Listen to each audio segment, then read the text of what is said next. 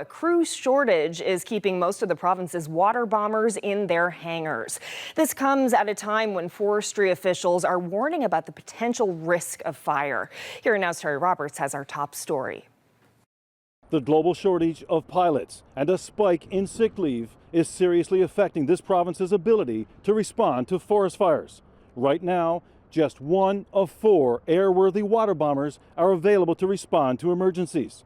So the provincial government is preparing to offer some big pay raises to water bomber air crews. All I can say is that's what I'm working on, and I know we need to achieve that to recruit and retain water bomber pilots. But critics are blaming the government for allowing this to happen. We have one plane, and we have a massive geography to cover. So the risk is we have to do it alone with one plane.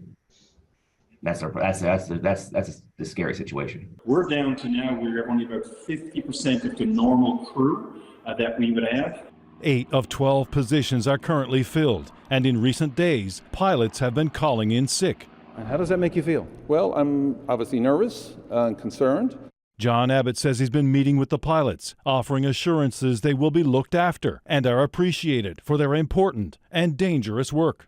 We feel confident that if we can address the pay issue, that we will be able to recruit, because people have left the service, left the province because of pay. We think if we are competitive, that they will come back, and we have, we're confident in that regard. Critics say the government knew the situation was serious months ago and should have acted earlier.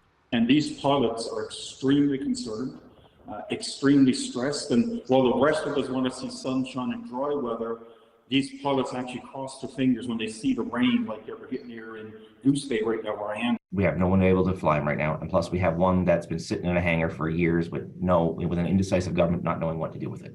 As of today, there were 89 fires in the province, burning nearly 22,000 hectares of forest. Relatively quiet, according to forestry officials. High-risk areas include southeastern Labrador, the areas east of Gander towards Terra Nova. High humidity levels have helped keep the forests from drying out. There's rain today in places like central Labrador, and showers are expected this week for parts of Newfoundland. John Abbott says he expects the number of available water bombers should increase to 3 on Tuesday, and in the event of an emergency, he's confident pilots will return from sick leave. We recognize that. I think it's fair to say that both the employer and the employees are on the same page. John Abbott says this is his department's #1 priority. And he says a proposal including generous pay increases to water bomber air crews is imminent.